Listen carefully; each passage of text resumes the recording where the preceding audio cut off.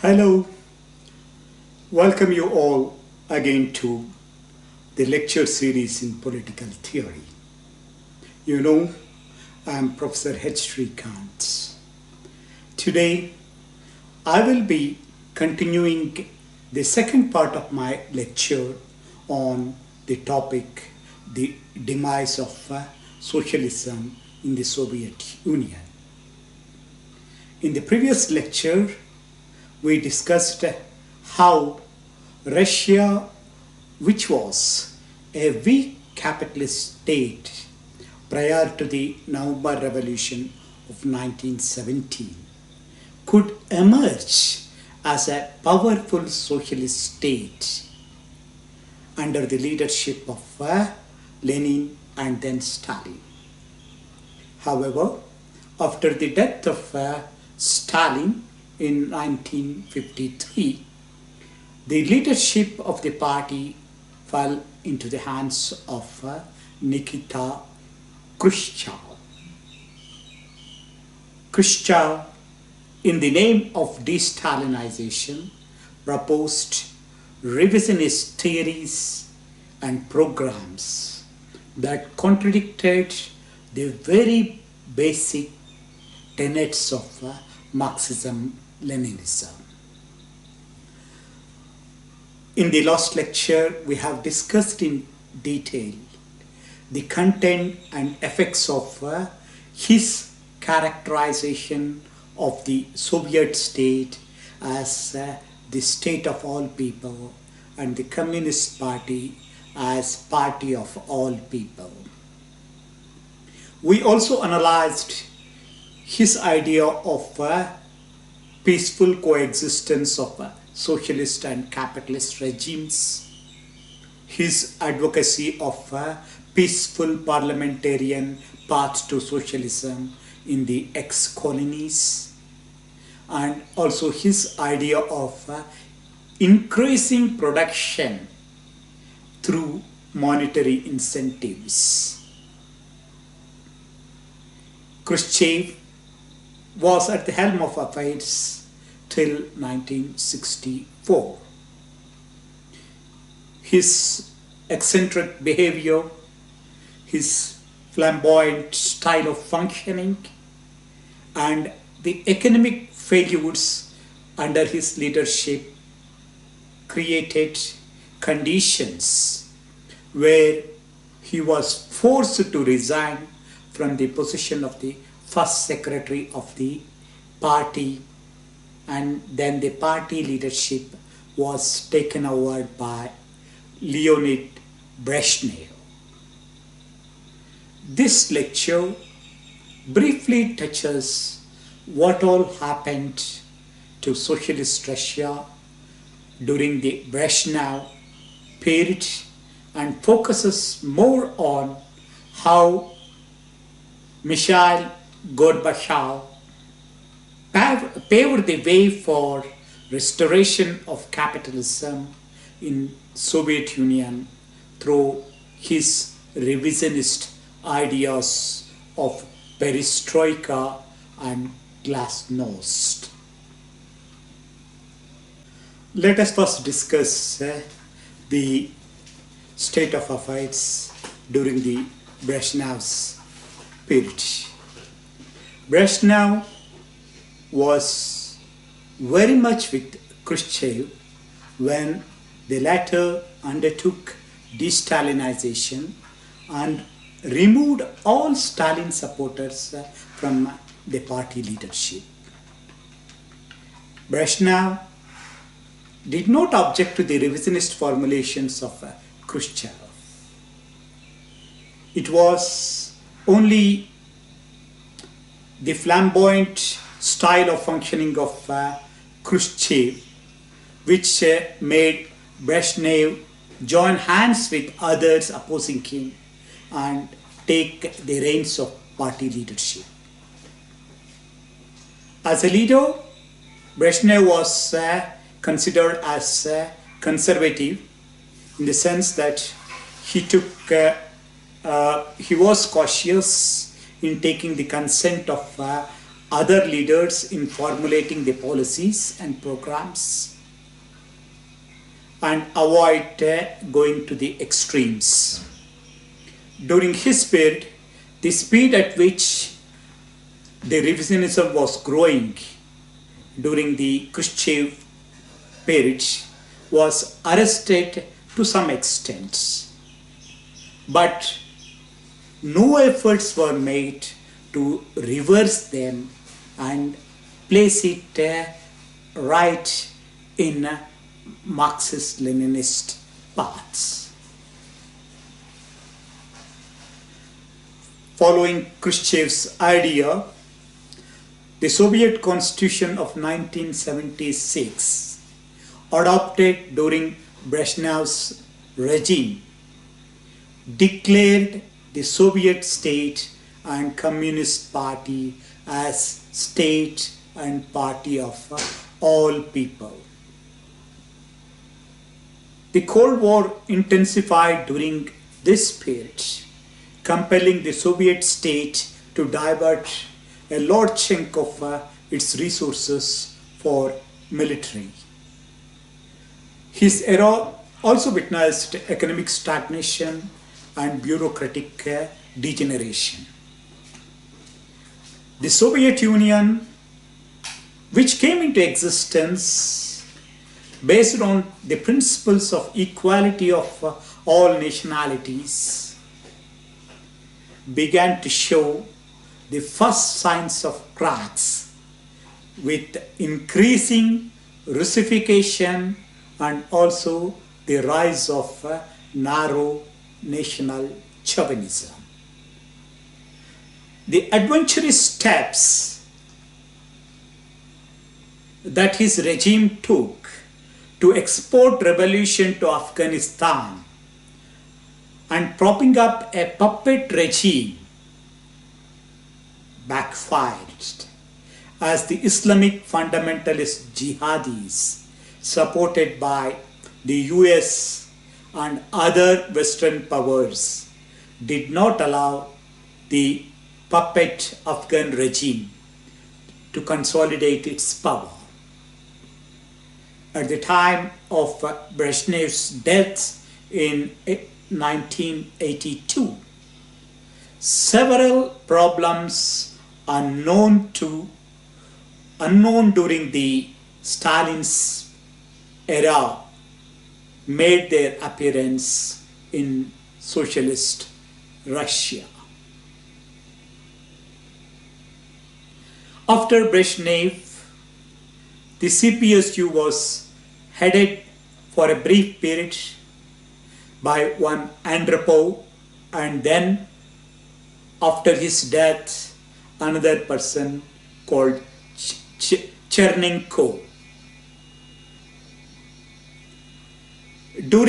After the death of Chernenko, Gorbachev took over the leadership of the Communist Party of Soviet Union in 1985.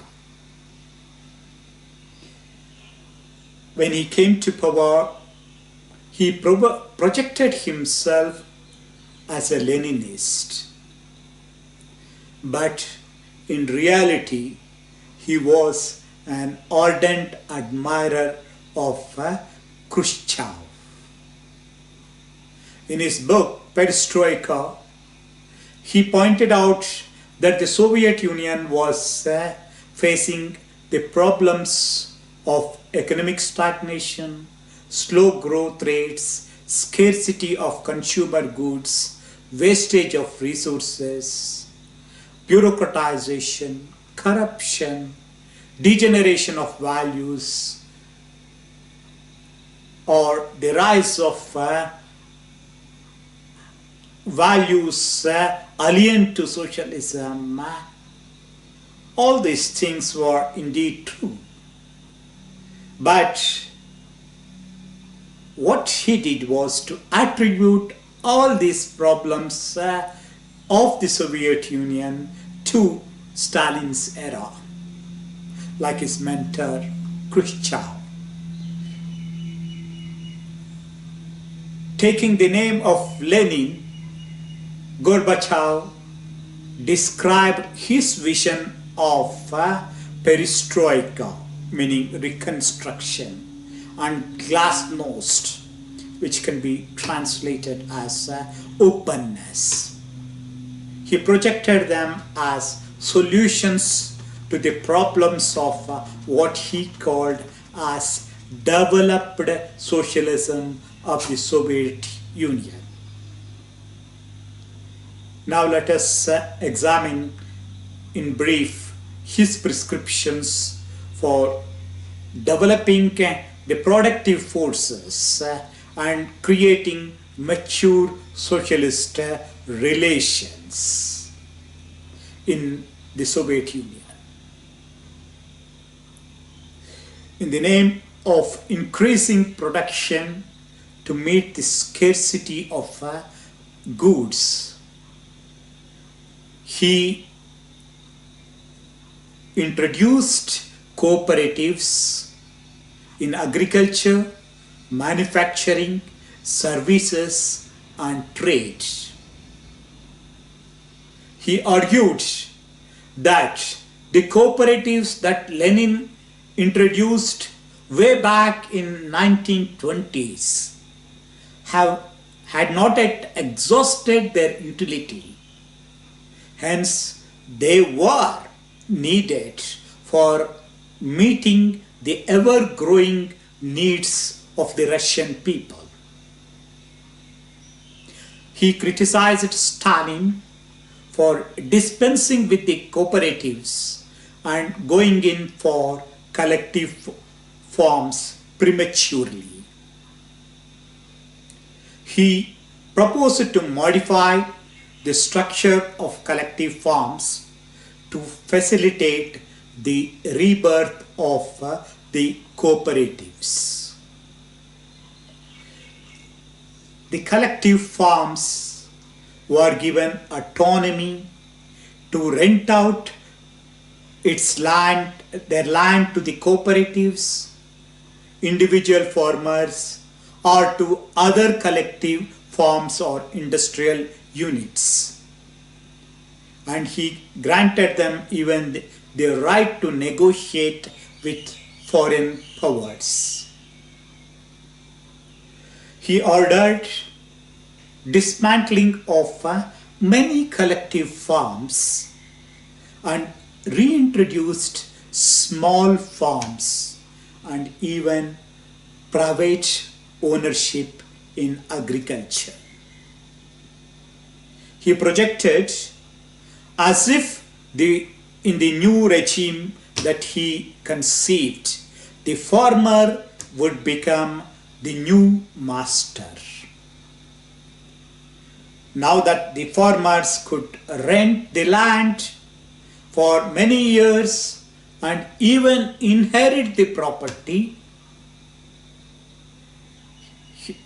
and he thought that this would inculcate a sense of possessiveness and encourage the farmers to produce more.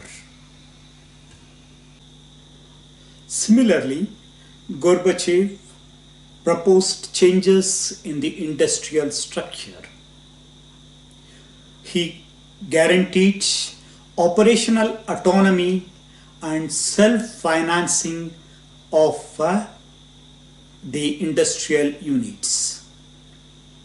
He justified these proposals on grounds of preventing production of useless goods, combating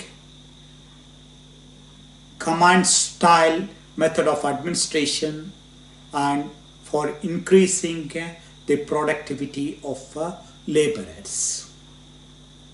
He said that the units will have autonomy to produce, sell, and even establish trade relations with foreign countries. Further, Gorbachev announced that only profit-making state units would survive, and no subsidies would be given to the loss-making units. All inefficient industrial agricultural forms would be dissolved. Further, taking the pretext of improving production efficiency and meeting the needs of the people, Gorbachev's Perestroika called for extension of commodity production and introduction of market mechanisms. He saw nothing unsocialist about commodity production and markets and misquoted Lenin to justify his logic. Again, in the name of fighting equalization of wages and restoring Marx's principle of each according to his work, Gorbachev argued for linking wages to the productivity and profits. His logic was simple. Those workers who ensured profits for the units should get higher wages compared to the workers in the loss-making units. According to him, these differential wages and monetary incentives to the workers would encourage them to work hard, produce more, and earn profits. You know, all this was just an extension of what his mentor Khrushchev proposed decades ago. Gorbachev's reforms did not stop with economy. Taking the plea of fighting bureaucratization and espousing the need for empowering the local units and establishing socialist democracy or people's socialist government, Gorbachev proposed reforms in the working of the state, party, Soviets, and local administration. Using the pretext of putting an end to the command style centralized organization, he proposed reduction of the size of the state apparatus and political decentralization. In the name of empowering the Soviets, he proposed separation of powers between the state and the Soviets and reduced the party control over the Soviets.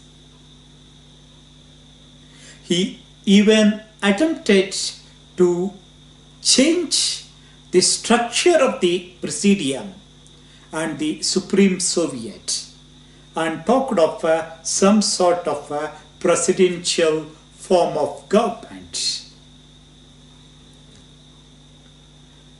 While proposing all these changes, Gorbachev, like any revisionist, tried to project himself as if he was a true follower of Marx and Lenin, and all that he did was to strengthen socialism in the USSR, following the path shown by Lenin. He generously quoted Lenin to justify his policies and programs, and created the illusion that he was making efforts to save and strengthen socialism in the Soviet Union, carried away by his rhetoric. Many communist parties or so-called communist parties across the globe, including the Communist Party of India or the Communist Party of India, Marxist, CPIM in India, lent support to Gorbachev's Perestroika till the last minute. It was only after the fall of the Soviet Union in 1991 that these parties realized where Gorbachev had led the USSR to. However, even during this peak of his popularity, some revolutionary parties abroad and in India, and also some Marxists within the Communist Party of Soviet Union, realized that all was not okay with the theory and practice of Perestroika. They were quick enough to point out that Gorbachev was only an extension of Khrushchev, and his policies would only spell the doom for socialism in the Soviet Union. Let us examine why these Marxist-Leninist leaders and parties thought that Gorbachev was no Leninist. Now, let us take one issue after another. I told you that Gorbachev's important program was reintroduction of the cooperatives. He justified reintroduction of the cooperatives by invoking the name of Lenin. Hence, it is necessary for us to understand in what context Lenin advocated the need for the cooperatives and the significance and the place of the cooperatives in the socialist economy. In my previous lecture, I told you that at the time of the November Revolution, although the Russian bourgeoisie was in state power, Russia was economically a backward capitalist country with different modes of production. Because of the then ongoing civil war, the proletarian state that came into existence was compelled to impose what it called war communism, enforcing strict rations on goods and forcing the peasants to pay heavily for fighting the war against both internal and external enemies. All that resulted in tensions between the proletariat and the peasants. More so, as the capitalist economy was not developed fully in Russia, Lenin realized that it was not possible to move directly to socialist economy. realizing the then objective situation, Lenin came out with a new economic policy which advocated, apart from other things, this creation of cooperatives of peasants and artisans, and encouraged commodity production and trade within the market framework controlled by the proletarian state. The cooperatives so initiated brought together different strata of the peasants to produce for market and meet the needs of the people. The cooperatives operated like state capitalist ventures, but under the control of the proletarian state. Lenin considered the cooperatives essential for building socialism, but he never projected the cooperatives as socialist units. All that he said was that the cooperatives will build foundations for the future socialist society. He never saw the cooperatives as end in themselves, but only as means, as a stage required in the context of the Russian economy of that period. But Lenin was clear that in future the socialist state should go for socialization of agriculture as well. Lenin never romanticized small-scale farming.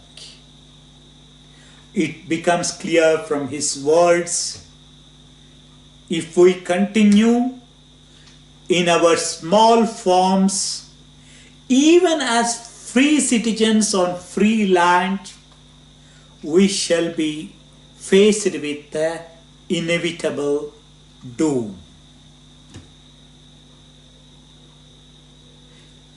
Creation of the cooperatives was a step ahead of a small individual farming, but it was conceived only as an intermediary stage. At an appropriate time, it was necessary to move beyond the cooperatives and to go in for collective farms.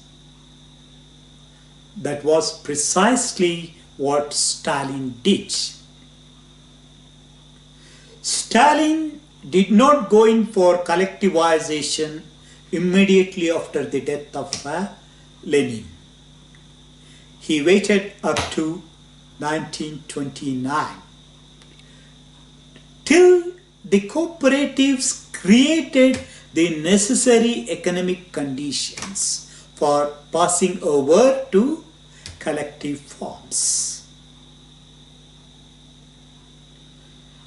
Apart from increasing the agriculture production, the cooperatives operating on guided market principles strengthened the economic power of the kulaks, that is the rich farmers, and these rich farmers were averse to any further socialization of agricultural lands.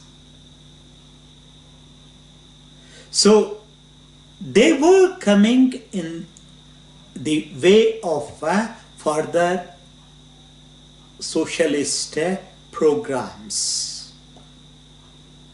If they were not handled, the kulaks would pose a threat to the socialist project. That was another compulsion why the cooperatives have to be combined to create collective forms. Further, there was also a need to make the small and middle peasants rise above their own slavish attachment to land and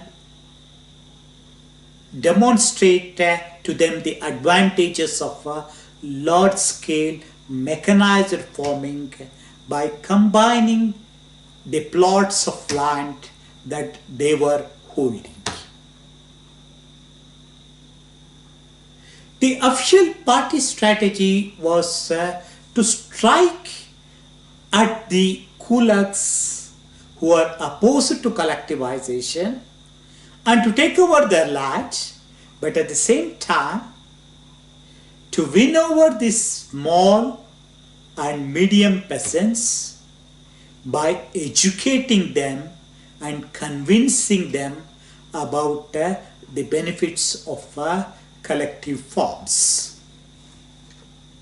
The move, as expected, was opposed by the rising kulaks, who did not want to give up their land.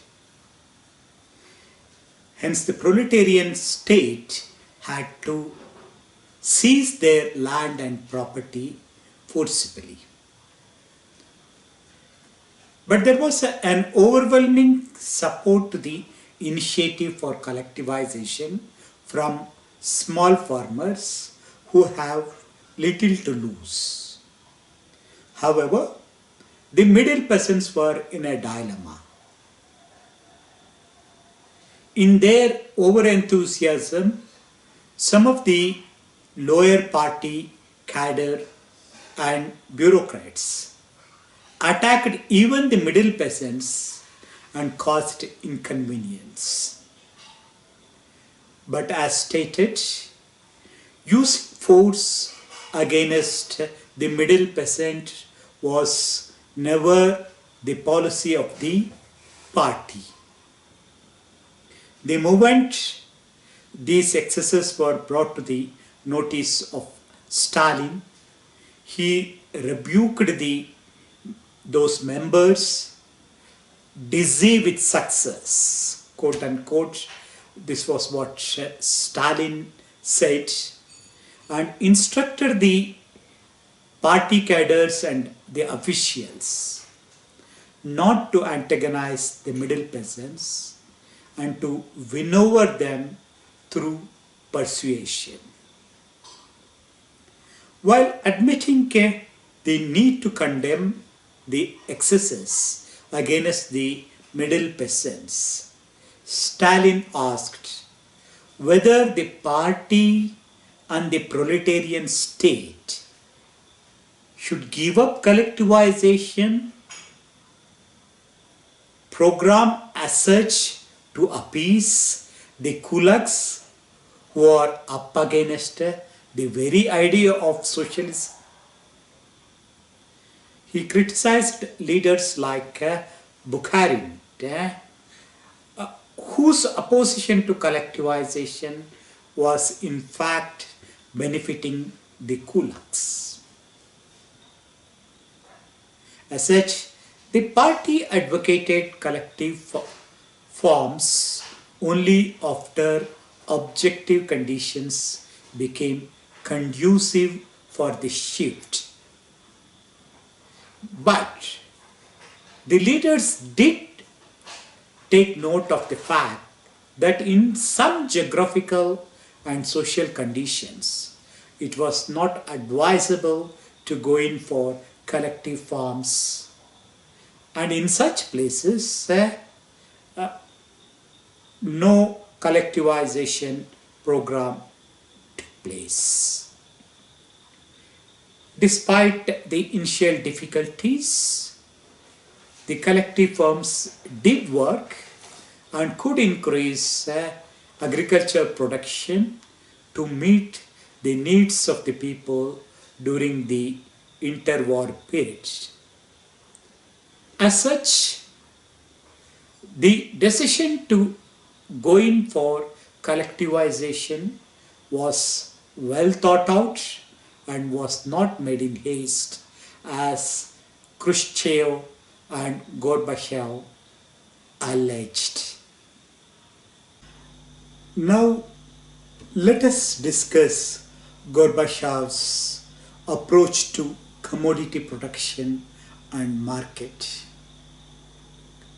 Both Lenin and Stalin were aware of the dual character of commodity production and market.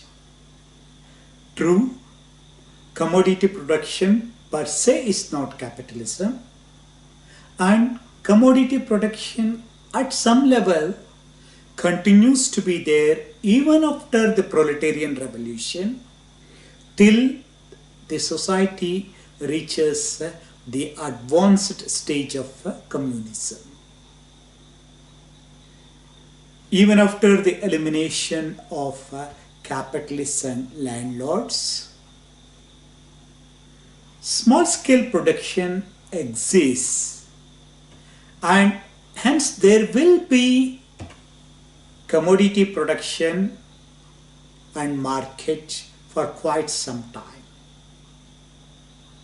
However, Lenin rightly understood that although commodity production per se is not capitalism, if it is not handled properly, small-scale production engenders capitalism hourly and daily. It is therefore the responsibility of the proletarian state to promote socialist production so that gradually the scope for commodity production and market is minimized. That was indeed the logic for moving from the stage of the cooperatives and to the collective forms. Hence, Gorbachev's idea of reverting back to the cooperatives and to individual forms is a retrogressive idea and has little to do with resolving the problems of advanced socialism. You know, the cooperatives were initiated just after the revolution, and Gorbachev characterizes the Soviet society in 80s as advanced stage of socialism, and for that advanced stage he proposes or he prescribes the method which was used by Stalin during the primitive or the initial years of socialist revolution. Such steps, far from strengthening socialism, hastens the process of restoration of capitalism. Now, let us examine Gorbachev's idea of decentralization as a means to combat command-style leadership or bureaucratic centralism. There is no doubt that bureaucratization is alien to socialist path. But it is not something that one could wish away. Lenin, during his own time, realized that in view of the backward relations of production, bureaucrats from among the non-proletarian strata would continue to hold power for quite some time, even after the revolution. Of course, the spread of education enabled the members of the proletariat and the peasantry to become managers, professionals, and party leaders. However, in the absence of a socialist cultural movement, some party leaders, managers, and professionals developed bureaucratic attitudes. Stalin was aware of this new trend and even denounced them as new bureaucrats. But he could not put an end to the bureaucracy. As the Soviet Union was going through difficult phases, one after another. The Civil War, collectivization, Second World War, and then Reconstruction. So, actually fighting against bureaucratization or command-style leadership requires change in attitudes and style of functioning, which is possible only through rousing the political and ideological consciousness of the working class through cultural revolution. True, such initiative could not be taken during the tumultuous Stalin's era, where the priority was to protect the Soviet socialist state from internal and external enemies and to address the economic problems of the people. But there was nothing which stopped the post-Stalin leadership from taking appropriate measures to contain the consolidation of bureaucracy, which actually gradually turned elitist and even corrupt. Instead of approaching the issue from class angle, Gorbachev prescribed decentralization as a way to fight bureaucratization. His policy of bureaucratization or decentralization only decentralizes bureaucracy, and it doesn't resolve the problem of bureaucratization.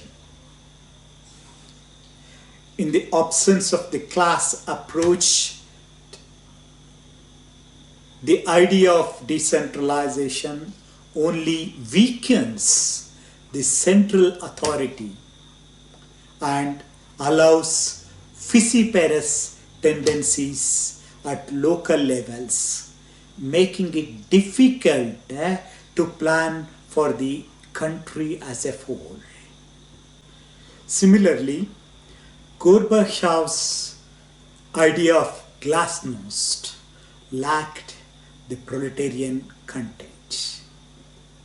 The Glasnost that Gorbachev proposed is not similar to Mao's great proletarian cultural revolution that sought to fight against non-proletarian ideologies and values, obstructing the onward march of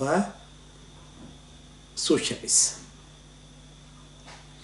Actually, in the name of Glasnost, so-called openness, Gorbachev opened the door for non-proletarian and anti-socialist ideas and ideologies to percolate the length and breadth of the Soviet Union and disempowered the proletarian state and the Communist Party. The Glasnost enabled anti-communists to penetrate into the state structure, the party units, and the civil society, and created confusions in the minds of the people in the name of liberty and democracy. Advocating the bourgeois idea of liberty within the party, Gorbachev diluted the revolutionary character of the Communist Party and turned it into a social democratic party.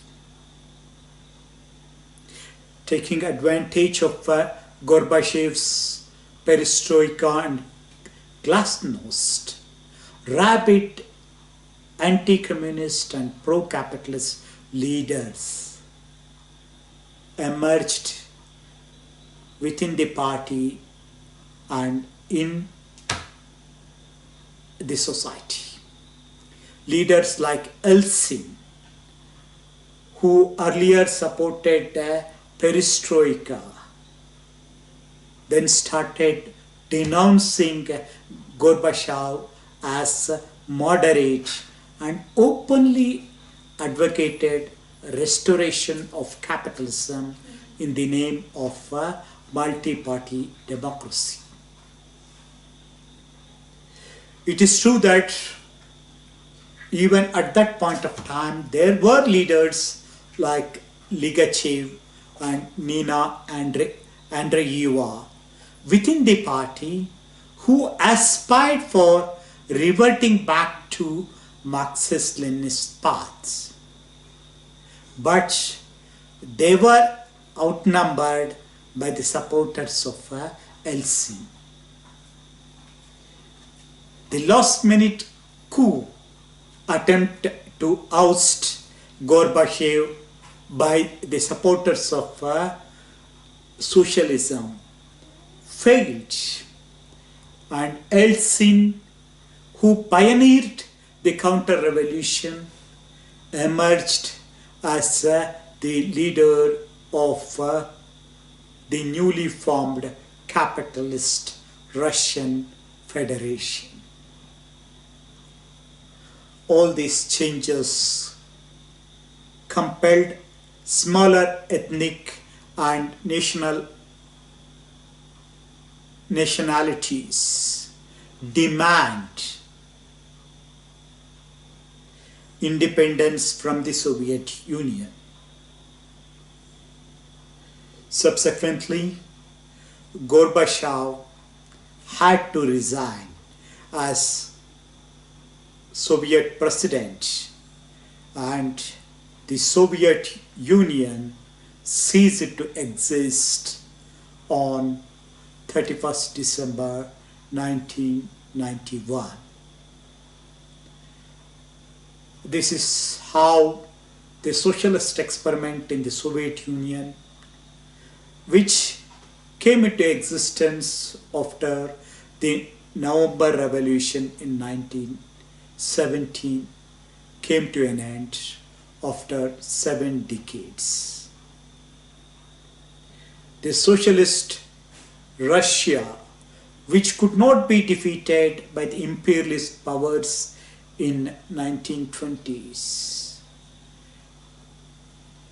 by the internal enemies, the kulaks and the White Army in 20s and 30s, and afterwards by the mighty army of Hitler in 1940s.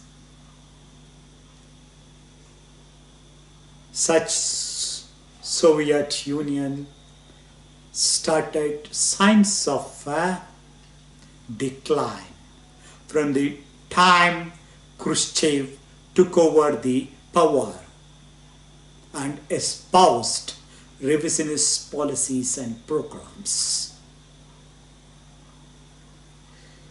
As such, the fall of the Soviet Union was not a sudden incident. It was a culmination of the process that started with Khrushchev, continued to some extent during the Brezhnev's rule, and culminated with Gorbachev's policy of Perestroika and Glasnost. The socialist experiment in the Soviet Union shows that as long as the proletarian revolution is led by a revolutionary leadership, socialism does advance. But once the party deviates from the fundamentals of Marxism-Leninism, it is bound to degenerate and decline. The effects of their failure will be reflected in economy and culture. There is no guarantee that the proletarian revolution is bound to move only forward towards communism.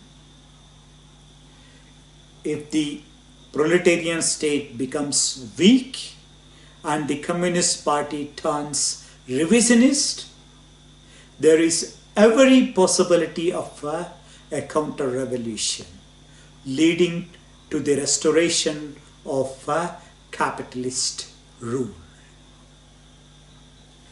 Far from disproving Marxism, the counter-revolution in the Soviet Russia validates the teachings of Lenin, Stalin and Mao, who always emphasized that without fighting revisionism, it is not possible to strengthen socialism and move towards communism. This is all what I have to say about Gorbachev's Perestroika and the demise of the Soviet Union. As I informed you in the last lecture, there are several explanations for the failure of the socialist experiment in the Soviet Union. In this and the previous lecture, I tried to explain how Marxist-Leninist looked at the fall of the Soviet Union by relating it to the growth of revisionism from within the Communist Party of Soviet Union.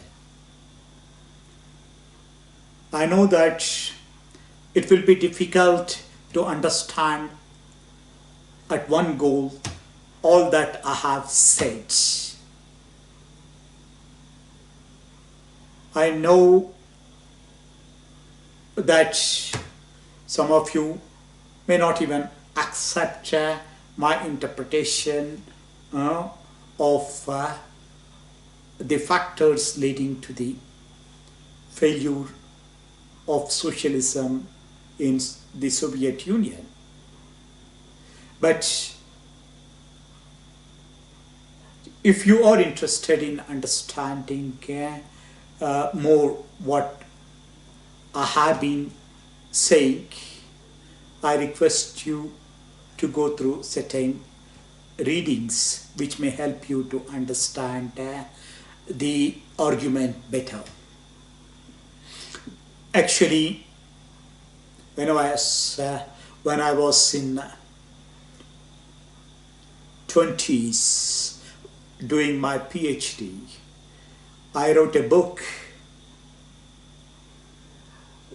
titled From Paris Commune to Perestroika. One of the chapters in this book talks about the economic and political changes that took place in the Soviet Union during the late 80s. It gives you an understanding of what was happening in the Soviet Union before it collapsed. So I want you, in case it is possible, you please go through that. I'll try to upload this chapter in Academia Edu, and you can have access to that.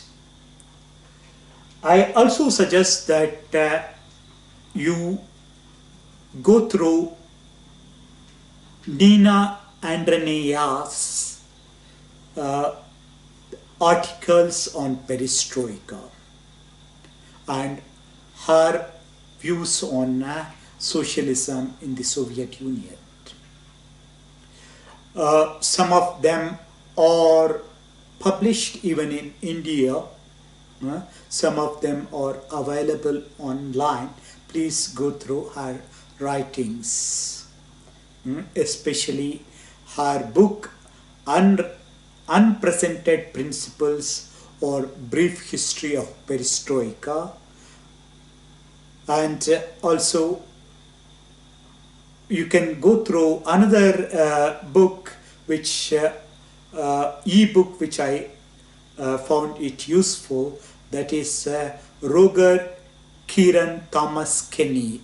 His book titled Socialism Betrayed Behind the Collapse of the Soviet Union. All these books will help you to understand the Marxist-Leninist perspective about the fall of socialism in the Soviet Union. It is also possible that you have a different point of view on why and how the socialist experiment failed in the Soviet Union. If you differ with me, it's absolutely all right. You present your view in the comment section, and if you have any doubts, further doubts or clarifications, that also you can ask me. And at the end, I'll tell you, if you like my lectures, please inform your friends, like-minded friends, to listen to me, like and subscribe to my channel.